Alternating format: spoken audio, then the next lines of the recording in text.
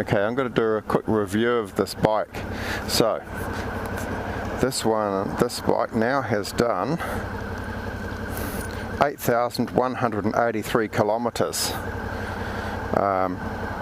What do I think of this bike? If you're thinking of buying a V-Strom 650 and you want to go 2-up touring, this bike is great. It is really easy to ride.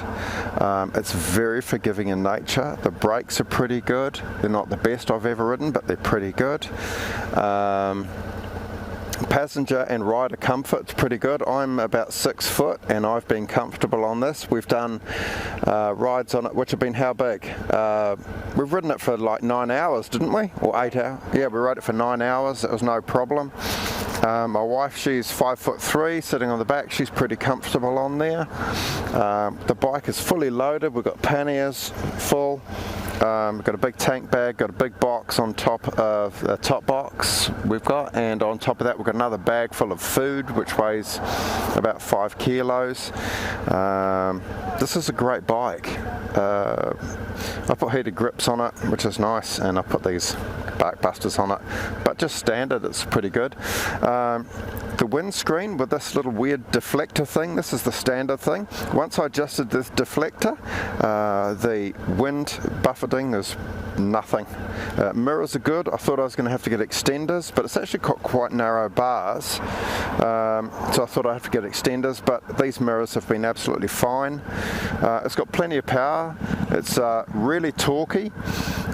You can ride it anywhere between 4,000 and 6,000 revs, no problem at all. It'll rev to 10. I've revved it to about 7,800. That's all I've needed to rev it to. After that, change gear, it'll pull it, no problem. It's really good on gas. We've had up to 24 kilometers per litre out of it. The worst we've had, I think, was about 15 kilometers per litre. And that was because I was really pushing it hard.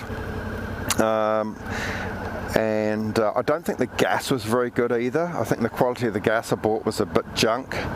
But if you're riding it normally, you're going to get around 20 to 21 kilometers per litre out of it. If you do open it up and thrash it, and when I say thrash it, I don't mean revving the nanas off it, but just riding it, I guess, a bit harder than you would normally, then that's when it can get a bit thirsty. But all in all, very economical bike.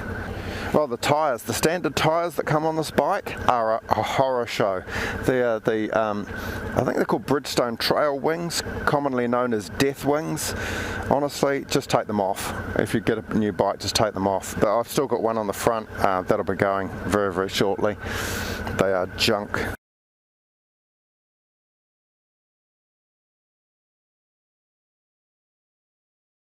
Oh, it's really forgiving. This bike's really forgiving. It's geared right on the money too for 2-up touring. It's great.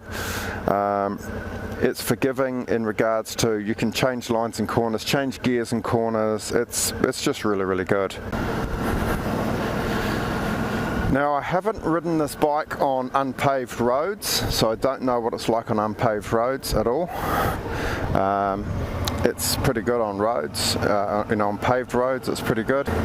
Okay, the suspension on this bike, for 1-up it would be fine, probably 1-up with luggage as well it would be fine, but 2-up with luggage, the rear suspension is really not up to task. I have to warn Rachel quite often. Rachel is my beloved wife and passenger, co-pilot, and I have to warn her if there's a bump and she has to stand on the pegs just to get her weight off her seat, otherwise she's going to get nailed. The good thing about it is that the foot pegs are far enough back that she can stand up and do that. Some bikes, the foot pegs are further forward, which may create a more open knee and therefore more comfort, but it doesn't give you the ability to put your weight on your feet. The front suspension's fine, it really just is the back suspension, but as I said, we do have a good load on the bike, and that probably has something to do with it. 1-up, I would think the suspension is adequate. And I did say adequate. That's all. It's quite an old technology bike really now, suspension wise. But would I buy this bike again for 2-up touring? Absolutely I would. No two ways about that. The bike has a nice light clutch as well, so you're not going to get tired holding that all day, so that's good. It's a cable clutch rather than the hydraulic. I quite like that, just makes maintenance a little more simple, I think, and that's something that I think is good if you're on an extended tour. I had occasion to change the rear wheel on this, and I did that at outside a motorcycle shop with my own tools which I brought. And that's not a hard task at all to change the wheel. It's not difficult. I haven't changed the front, but the rear wheel was really easy to change. That makes life simple.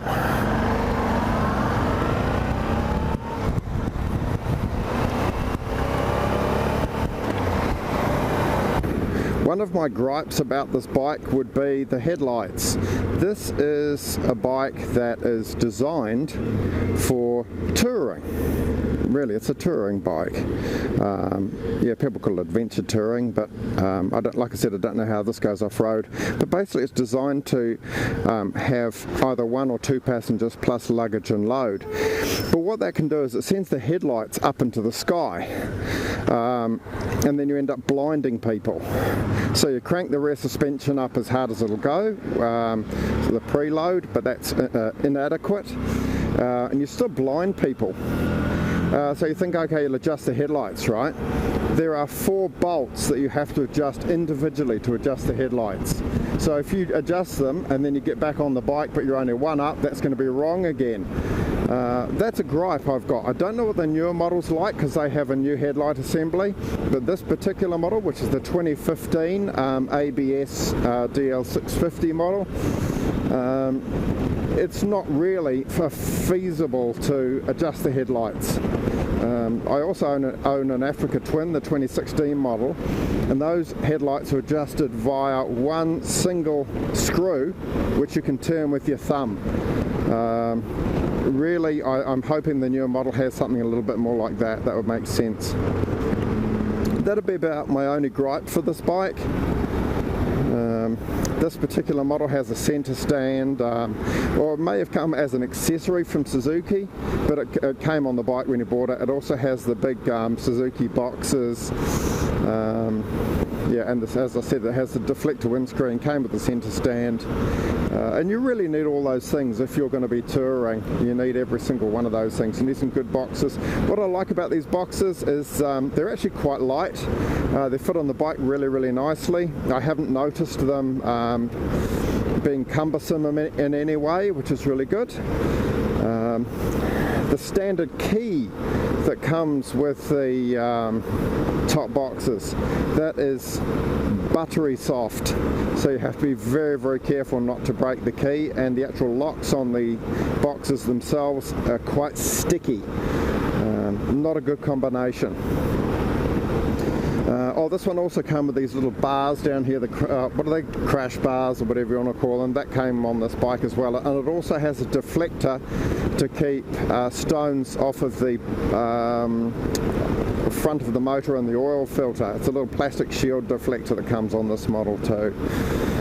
I'll put a photograph in the video of this particular bike so you can see what it looks like from the outside. Anything else you'd like to add, Rachel, as a passenger?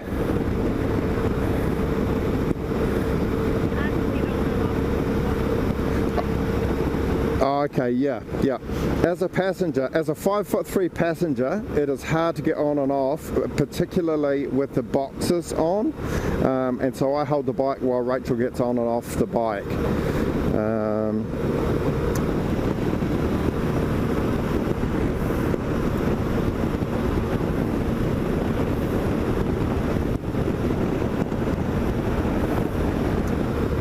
It's got a very low seat height, this bike. So me at 6 foot, and I'm 6 foot with a long back and short legs, but I can sit flat-footed, easily flat-footed on the ground at traffic lights and stuff like that. So this is not a tall bike. and it doesn't feel top heavy.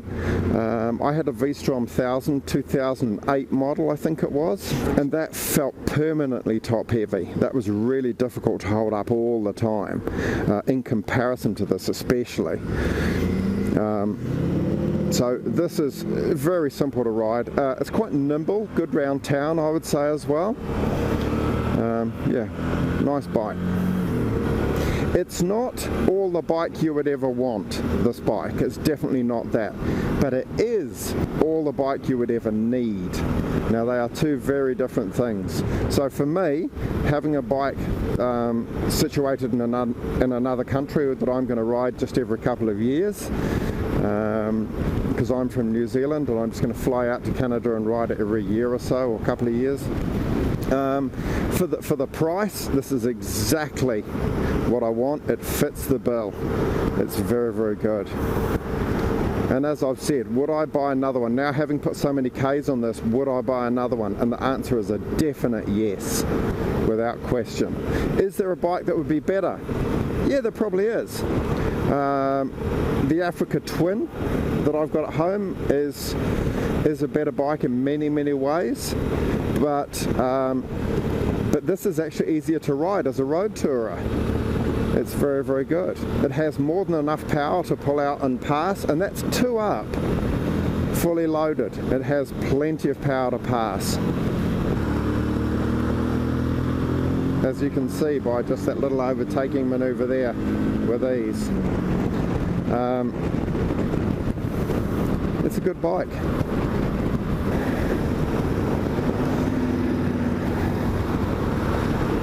The bike itself is quiet enough through the exhaust as well, so you can ride this all day long. You're not going to get a headache. Some people I know like to put accessory mufflers on and all this kind of carry on to get a couple more horsepower out of it. But honestly, if you're the kind of person that wants more horsepower, buy a bigger bike, because this will always be a baby 650 and nothing more. Sure, you might be able to sneak another couple of horsepower out of it, but so what? The other thing against this bike, if you're into image, is that this bike, being a little 650 Japanese bike, has 0 street credibility. So if you want a bike where people are going to look at you, it's not going to happen on this one. I would almost say it's insipid in its styling. It's a non-noticeable motorcycle. Now the other thing that this bike has, which you can't see because my tank bag is in the way, is it has bar risers that rise at about, raise the bars about 1 inch, and they sweep back about 1 inch as well. It just makes it feel like a small cockpit. Now I said the bars are quite narrow, I haven't measured them, but maybe they just feel narrow, but it gives a nice small cockpit, which for me is very comfortable. I'm not reaching too far. For shorter journeys, a larger cockpit area kind of feels better, but on those longer journeys, if you're reaching a long way, you're going to start to ache. It also enables me, I have a bad back, so it enables me with those bars back a little further to be able to sit up nice and straight, which from my back is good. The disadvantage is that with the bars moved back, with this particular tank bag, which is a little givey clip-on thing, I can't quite get full lock as the handlebars hit the bag. So it's a compromise. The motor on this thing is very torquey. It's a beautiful motor. It's very, very versatile. I've even pulled away in second gear on a slight uphill on the odd occasion without realizing it was in second. And that's not something you can do on every motor. And that's a real credit to the bike. With corners, generally you don't have to be in the exact gear that you would like. On the odd occasion, you've got a selection of gears that this bike will pull through corners. That's not something you have on every bike. So again, this is what I'm talking about when I'm talking about the bike being forgiving. It's a very forgiving motor. It's a very well-rounded power delivery with a lovely mid-range. It's very, very good. In fact, on a number of occasions I've been very surprised at how torquey this thing is, around 5,000 revs. Anywhere actually from 4.5 to 5,500 revs, considering it's only a 650. Now, I bought this bike on Craigslist in February of this year. It's now September, late September. Now, the guy I bought it from, it was on Craigslist, so I called him up, and once he'd realised I wasn't a scammer from overseas, he started talking to me, and so he delivered the bike. I bought it from him in February. It was just ice and snow everywhere. He delivered the bike to a bike shop, which is where I've had this thing stored. So I asked him, why don't you want this bike? It's only got 1,700 kilometres on it. Why don't you want it? And he said, well, because he bought the bike, and now most of his mates, they've got bigger bikes. You know, they've got gold wings and larger bikes, and he didn't feel that this thing was going to cut it.